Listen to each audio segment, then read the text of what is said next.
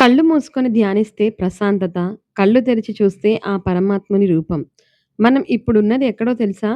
కలియుగ కల్పవృక్షం, భక్తుల కష్టాలు తీర్చే కామధేనువు, శ్రీ రాఘవేంద్ర స్వామి వారు కొలువై ఉన్న పుణ్యక్షేత్రం. అదే మంత్రాలయం, కర్ణాటక. ఈ వీడియోలో స్వామివారు టెంపుల్ గురించి మొత్తం కూడా మీకు వివరంగా చూపిస్తానండి. ఎక్కడ కూడా స్కిప్ చేయకుండా చివరి వరకు చూడండి. Welcome back to my channel yours Haniram. Let's get into the video. Mantralayam చేరుకోవడం చాలా సులభం. రైలులో వచ్చేవాళ్ళు మంత్రాలయం రోడ్ స్టేషన్‌లో దిగాలి. అక్కడి నుండి 20 నిమిషాల ప్రయాణం. ఇక్కడ బస చేయడానికి మఠం వారి వసతి గృహాలు చాలా తక్కువ ధరకే దొరుకుతాయి. ఆన్‌లైన్‌లో బుక్ చేసుకోవడం ఇంకా బెటర్.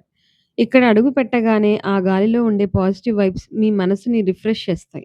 దర్శనానికి వెళ్లే ముందు తుంగభద్ర నదిలో స్నానం చేయడం ఇక్కడ ఆచారం. నదిలో నీరు తక్కువగా ఉన్నా సరే అక్కడ పంప్స్ ద్వారా భక్తుల కోసం ఏర్పాటు చేశారు. నది ఒడ్డున ప్రశాంతత నిజంగా అద్భుతంగా ఉంటుంది. చాలా మందికి తెలియని విషయం ఏమిటంటే, రాఘవేంద్ర స్వామి వారి బృందావన దర్శనం కన్నా ముందు మనం ఇక్కడ మంచాలమ్మ తల్లిని దర్శనం చేసుకోవాలి. ఇప్పుడు మనం ఆలయంలోకి వెళ్తున్నాం. ఇక్కడ రాఘవేంద్ర స్వామి వారు 1671లో సజీవంగా బృందావనం ప్రవేశం చేశారు. అంటే స్వామివారు ఇప్పటికీ ఇక్కడ అదృశ్య రూపంలో ఉండి మనల్ని కాపాడుతున్నారని భక్తుల నమ్మకం.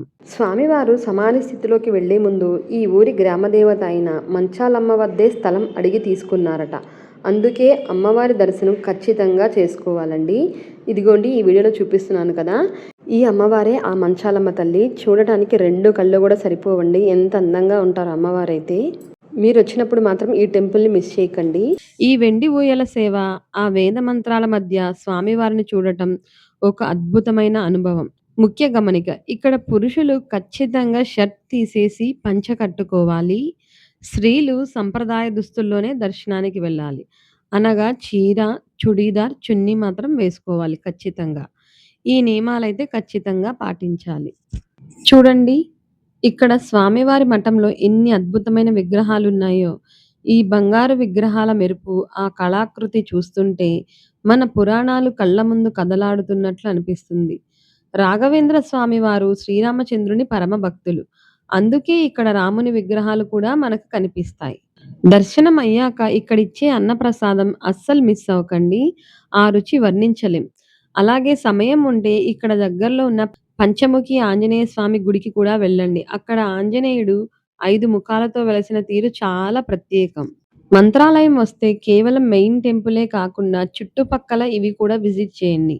పంచముఖి ఆంజనేయ స్వామి, ఇక్కడ స్వామివారు 12 ఏళ్లు తపస్సు చేశారు. బిచ్చాలి, అప్పన్నాచార్యుల నివాసం, చాలా ప్రశాంతమైన ప్లేస్. వెంకటేశ్వర స్వామి టెంపుల్, ఇది మఠం వెనుక వైపు ఉంటుంది. ఇవన్నీ కూడా తప్పకుండా విజిట్ చేయండి. అదేవిధంగా సాయంత్రం వేళలో రథోత్సవం లేదా టెంపుల్ లైటింగ్, ఇవన్నీ చూడటానికి 2 కళ్ళు కూడా సరిపోవండి. మీరు మార్నింగ్ వెళ్తే చక్కగా అక్కడంతా కూడా దర్శనం చేసుకొని, మధ్యాహ్నం అన్నప్రసాదం స్వీకరించి, సాయంత్రం రథోత్సవం, ఈ టెంపుల్ లైటింగ్ అన్నీ కూడా చూస్తే మీకు చాలా హ్యాపీగా ఫీల్ అవుతారు నిజంగానే. జీవితంలో ఒక్కసారైనా మంత్రాలయం వచ్చి ఆ స్వామివారి ఆశీస్సులు తీసుకోవాలి. ఇటువంటివన్నీ కూడా మన పిల్లలకి చూపించడం వల్ల వాళ్ళకి జనరల్ నాలెడ్జ్ కూడా పెరుగుతుందండి. ఈ వీడియో మీకు నచ్చితే మీ ఫ్రెండ్స్ అండ్ ఫ్యామిలీకి షేర్ చేయండి. మీరెప్పుడైనా మంత్రాలయం వెళ్లారా?